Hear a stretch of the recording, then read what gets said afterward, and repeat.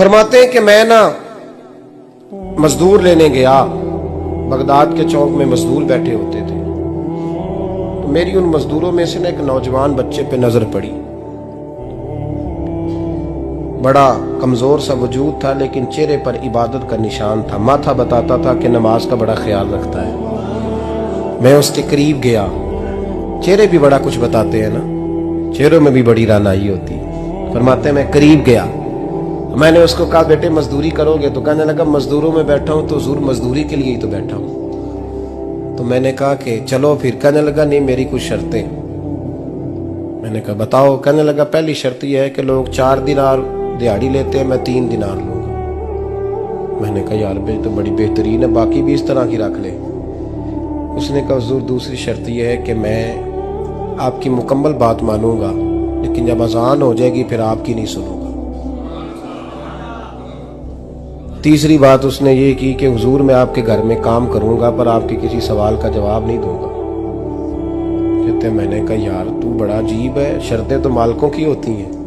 कहने लगा जी बहरहाल मैं शर्तें लगा के जाता हूं। फरमाते मैं उसे घर ले आया,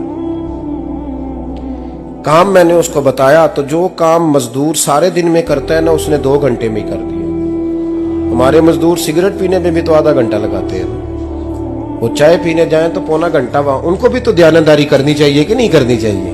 ने मुआहदा किया है ना जी, तो पूरा उतरना चाहिए ना। कहते 2 घंटे में। अब काम जब बंदा शुरू कराता है तो काम और निकल आता है। कहते काम मैंने उसको और बता दिया, वो करने लगा। उसने मिट्टी निकाल के रखी थी बाहर रास्ते में, तो अजान हो गई जोर की।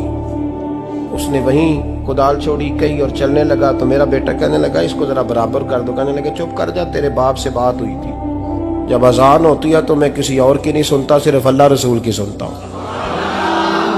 कहते हो मस्जिद चला गया, नमाज पढ़ के आया तो दोपहर का वक्त था। मेरी बीबी कहने लगी इसको को खाना खा ले।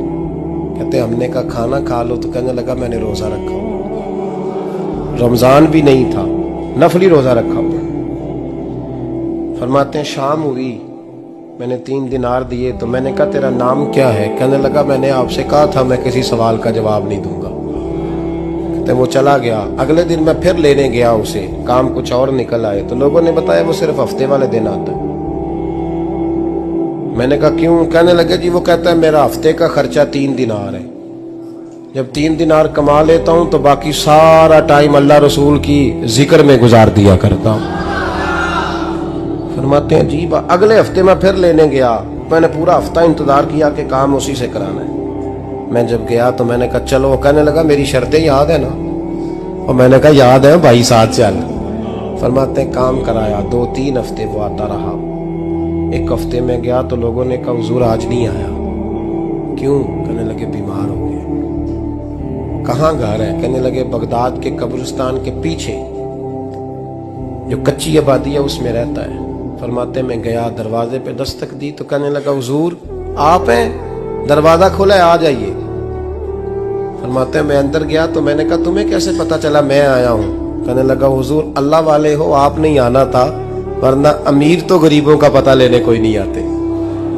कहते मैं करीब गया तो कहने लगा मैं आपका इंतजार कर रहा था, तेज बुखार है, तप रहा। जेब से कुछ पैसे निकाले, कहने लगा ये पैसे रखने। एक अंगूठी निकाली, कहने लगा हुजूर आज रात को मेरा इंतकाल हो जाएगा, इन पैसों का कफन खरीद के सुबह जनाजा पढ़ के मुझे दफन कर देना, और जब दफन करो तो ये अंगूठी लेके असर के बाद हारून रशीद के पास जाना। आप उसे कहना मैंने मिलना है, पर वो आपको टाइम नहीं देगा। आप उसको आवाज दीजिएगा कि तेरी एक अमानत है मेरे पास, फिर वो आपसे मिलेगा तो अंगूठी दे दें, फिर आप मेरी तरफ से फारिग हैं। हजरत फरमाने लगे तेरा नाम? और कहने लगा हुजूर वक्त थोड़ा है, आज रात मैंने जाना है, बड़ी लंबी माफी मांगनी है रब करीम से, अगर मुनासिब समझे तो मुझे अपने रब से तन्हाई कर दे। फरमाते हैं मैं आ गया, पर उसकी बातों ने मुझे सारी रात सोने नहीं दिया। फरमाते हैं सुबह बड़ी मुश्किल से सूरज निकला, मैं गया दरवाजे पे हाथ रखा तो दरवाजा खुला हुआ था। अंदर दाखिल हुआ तो खुशबुएं मेरा इस्तकबाल कर रही थी। जब चेहरे से कपड़ा हटाया तो उसका तो इंतकाल हो चुका। इंतकाल हो चुका है, ऐसे है जैसे किसी का दीदार करके सोया। कहते मैं तो 2 आदमी ले गया था जनाजे पे, पर पता नहीं दुनिया किधर किधर से आई, कहां कहां से। अखां जदों मीटियां जमाना मैनू रोवेगा, अपना ते अपना बेगाना मैनू रोवेगा। फरमाते हैं मैं तो 2 बंदे ले गया था, पर पता नहीं मखलूक कहां कहां से आई। जनाजा पड़ा, दफन किया। हारून रशीद के पास में असर के बाद गया, मैंने बुलाना चाहा पर बादशाह था, मेरी तरफ देखा ही नहीं। मैंने उसको कहा तेरी ये अमानत मेरे पास है। फरमाते हैं वो मुझे कोने पे ले गया, क्या बात है, कमरे में बुलाया, मैंने अंगूठी दी। हारून रशीद तो चीखे मारने लगा, कहने लगा अंगूठी वाला कहाँ है? मैंने कहा वो तो इंतकाल कर गया। कहने लगा मुझे कब्र पे ले चल। कहते मैं कब्र पे लाया तो वो लेट गया, तड़प के रोने लगा। मैंने कहा मेरा कलेजा फट जाएगा, ना उसने कुछ बताया ना तूने बताया, ये कौन था? तो हारून रशीद कहने लगा ये मेरा बेटा था। मैंने कहा तेरा बेटा और मजदूर? कहने लगा हुजूर ये हजरत दाऊद ताई के पास बैठा करता था, उनका मुरीद था, मुझे रोज कहता था अब्बा तूने बड़ी दुनिया इकट्ठी कर ली है, मरते वक्त तुझसे टांगे समेटी नहीं जाएंगी, इतना हिसाब नहीं तू दे सकेगा। मैं इसको समझा देता, इसकी अम्मा समझा देती। ये रोज हमें कहता छोड़ दो, आ जाओ अल्लाह रसूल की बारगाह में झुक जाएं। हम समझ। एक दिन ये चला गया, कहने लगा फिर तुम्हारा रास्ता और है और मेरा रास्ता और है। ये सोने की अंगूठी गलती से इसके पास रह गई, गलती से हीरे की अंगूठी चली गई। कहने लगा देखो मेरे बेटे ने आज वो भी वापस कर दी है।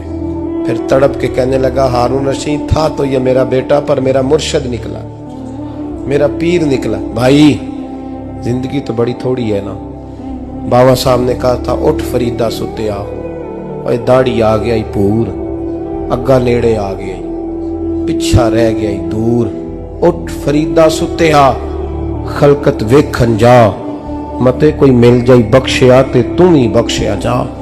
उठ फरीदा सुत्या झाड़ू दे मसीत, तू सुते रब जागदा, तेरी डाडे नाल परीत। मेरा रब हमें भी अपनी बारगाह में कबूल फरमा।